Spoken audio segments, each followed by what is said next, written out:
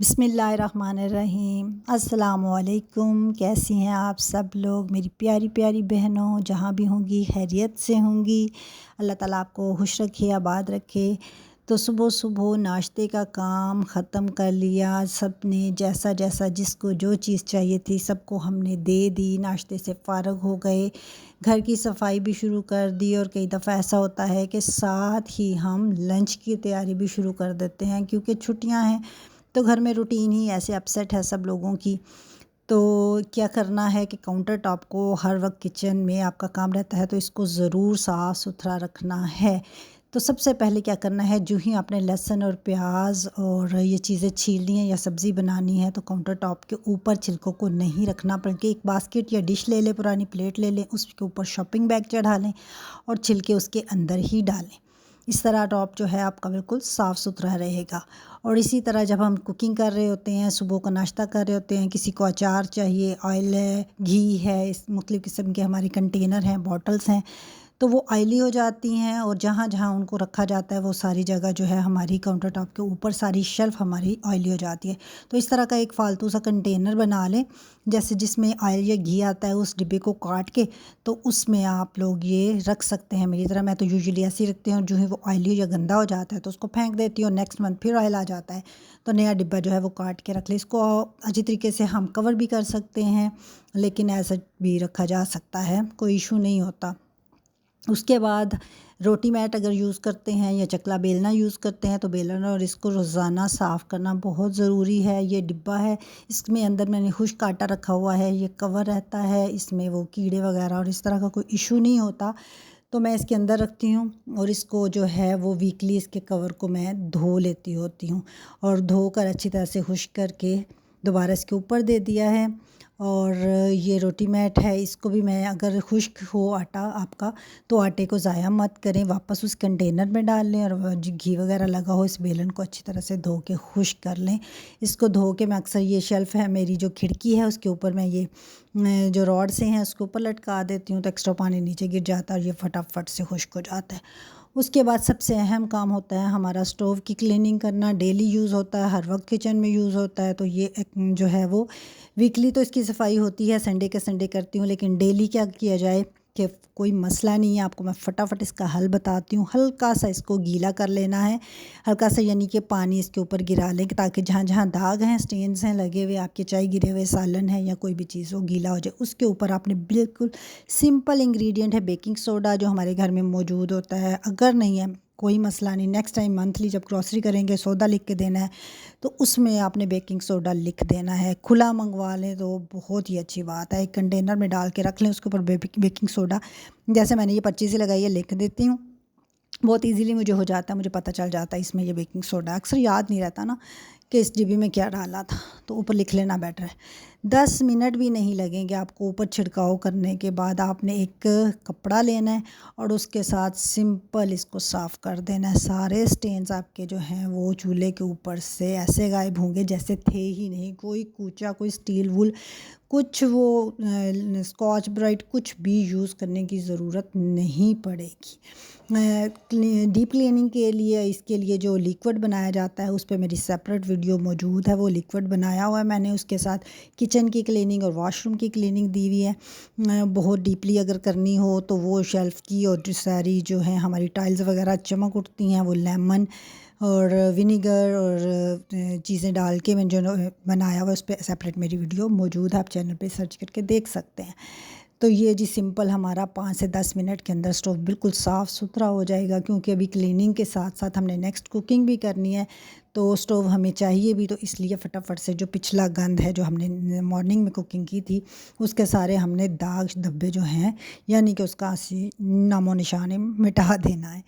तो ये बिल्कुल साफ़ सुथरा हो गया है किचन। इसके साथ ही आप क्या कर रहे हैं कि जो है शेल्फ़ को साथ साथ काउंटर टॉप को भी साफ़ कर लें, और जो है वो कपड़े को 2 से 3 दफ़ा आपको धोना पड़ेगा, बस वो जो सोडा है वो कपड़े के साथ लग जाता है। उसके बाद जी नाश्ते के जो बर्तन इकट्ठे हुए हुए हैं वो सिंक में इकट्ठे कर लेती हूँ। इकट्ठे धोने के लिए तो क्या होता है कि अगर हमारे जो कपड़े हैं वो धोते हुए सारे हमारे गंदे हो जाते हैं, तो इस तरह एक पुराना टॉवल या कोई वूल का कपड़ा बिछा लिया जाए, तो वो जो है आपकी शर्ट जो है वो बिल्कुल भी गंदी नहीं होती। उसके बाद ये मेरा सिंक ज़रा पुराना है, इस पे काफ़ी स्टेन्स लगे हुए हैं, तो मैं इस पे थोड़ा सा जो है धोने की कोशिश करती हूँ डेली, अच्छी तरह से ये साफ़ हो जाए, ताकि जिस तरह का भी है लेकिन साफ़ सुथरा हो। साफ़ सुथरा जो है किचन, वो बहुत अच्छा इफ़ेक्ट डालता है आपके ऊपर भी, और अगर कोई आ जाता है देखता है तो भी। तो जो ये डिश वॉश लिक्विड के साथ हमारा पाउडर फॉर्म में आता है, उसके साथ जो लेमन मैक्स है उसको मिला के मैंने इसके ऊपर रगड़ा लगाया है, तो ये काफ़ी हद तक इससे साफ़ हो जाता है। तो कोशिश क्या करें, यहाँ पे कोई भी ऐसे टाइप चीज़ जो है वो हमारे जो हार्पिक और इस तरह की चीज़ें वो यूज़ नहीं करनी, वो स्टेन्स छोड़ जाते हैं ये इसके ऊपर, सिंक के ऊपर, वो बहुत बुरे लगते हैं।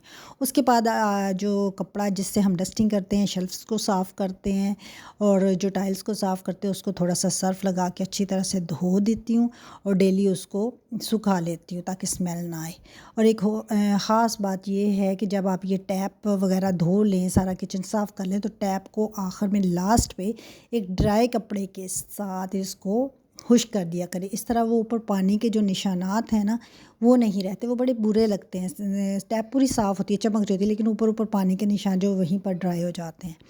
नेक्स्ट टिप मेरी ये है कि अगर किसी के पास, किसी भी मेरी बहन के पास इस तरह का स्पाइस बॉक्स है जैसा कि ये मेरे पास है, तो मैंने ये छोटा सा बॉक्स रखा हुआ है चूल्हे के पास, फटाफट मुझे कैरी करना इजी हो जाता है और कन्वीनियंट होती हैं। 3-4 मसाले जो डेली यूज़ में होते हैं, नमक, मिर्च, काली मिर्च, रेड चिली और जो है हमारी हल्दी, क्योंकि हल्दी किसी भी डिब्बे में डाल दिए उसके निशान आ जाते हैं, तो ये मैं छोटे से डिब्बे में ही डालती हूँ, तो ये मुझे बड़ा इजी हो जाता है। तो ये थोड़ा सा लूज़ है, ये हिलता भी है और जो है नीचे गिर जाते हैं स्पाइसेस के अंदर। तो इसका हल मैंने ये किया है कि इसके अंदर मैंने 2 से 3 टिश्यू जो हैं वो रख दिए हैं और इनको इसके अंदर सेट कर दिया है और इसके कवर को धो शो के ऊपर सेट किया। ये लशक पुशक गया है, ये साफ़ सुथरा लगता है और बहुत ईजी हो जाता है, और हिलाने से भी ये हिलती नहीं है, ये चीज़ें अंदर इसके गिरेंगी नहीं, और अगर गिरेंगी तो टिश्यू के ऊपर ही गिरेंगी।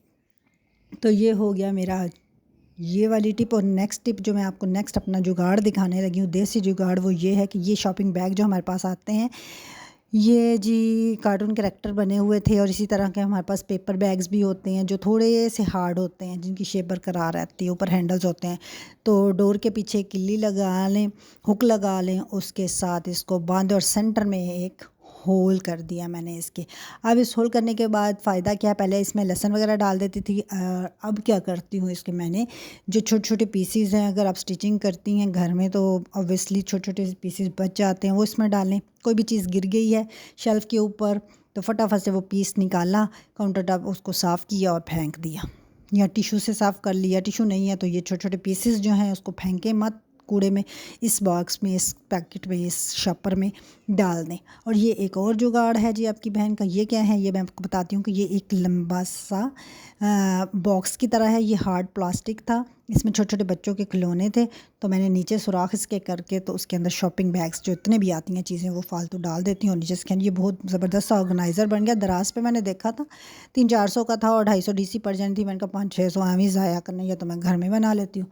तो ये मैंने जुगाड़ लगाया हुआ और बड़ा ईजी हो जाता है, हर बच्चा भी आसानी से शॉपिंग बैग इसमें से निकाल लेता है। तो कैसा लगा आपको मेरा आइडिया, ज़रूर बताना है। उसके बाद मैंने क्या किया कि लास्ट में सारी शेल्फ़ जो है वो काउंटर टॉप सारा साफ़ सुथरा करके लिशका पशका दिया है, तो किचन ऑलमोस्ट मेरा साफ़ सुथरा हो गया है।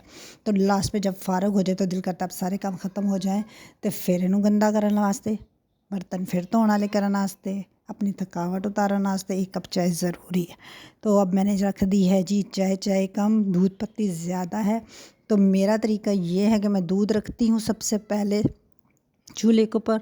बहुत से लोग कहवा बना के पीते हैं, है तो वो ज़बरदस्त वही चाय होती है, लेकिन बस की करिए पैड़ियाँ आदतां पईयां ने, दूध पत्ती भी इंदियाँ। तो दूध अच्छी तरह से पहले मैं बॉयल कर लेती हूँ, उसको फेंटती हूँ, उसमें बॉयल आ जाते हैं, बबल्स बनते हैं, झाग बनती है। उसके बाद उसमें मैं डालती हूँ पत्ती, मैं इलायची सौंफ वगैरह कुछ नहीं डालती, मुझे अच्छी नहीं लगती उनकी स्मेल, पता नहीं क्यों। तो जो है मैंने उसको अच्छी तरह से फेंटना है। अब इतना फेंटा लगाना है, इतना फेंटा लगाना है, यानी कि फेंट देनी चाहिए। तो फेंटने के बाद वो झाग सी बनेगी। साथ मैंने दूध रखा हुआ है, वो बॉयल हो रहा है, ये उसका जो है वो क्लिप ऐड हो गया। इसको साइड पे कर दें, चाय की तरफ आ जाए। तो चाय जो है उसको मैंने अच्छी तरह से फेंटा लगाया और अच्छा सा जब कलर आ जाता है, वो ऊपर आके बॉयल हो रही होती है, तो वाह ज़बरदस्त। उस टाइम पे जो चाय है ना वो सबसे बेस्ट पीने वाली होती है। जब वो उसके ऊपर झाग जाती है और वो ऊपर को बार बार उठ के आ रही होती है कि ए लो मैं आ गई, जब मैंने फड़ लो मैंने पी लो, तो मुझे सबसे अच्छी वो ना उस वक्त चाय लगती है, उसका जायका। तो ये मेरी फ़ेवरेट उस टाइम की चाय होती है कि उसी वक्त ताज़ी ताज़ी पी जाए, और मज़ा भी तभी आता है चाय का ताज़ा ही पीने को। दोबारा बासी चाय या ठंडी हो जाए तो दोबारा गर्म की हुई चाय का मज़ा नहीं आता, ये इस तरह की। तो ये थी आज की वीडियो। अब आराम से चाय पिएं और अपनी सफाई और किचन को देख के खुश हो जाएं। लाइक तो बनता है ना, कर दें प्लीज़। अल्लाह हाफिज़।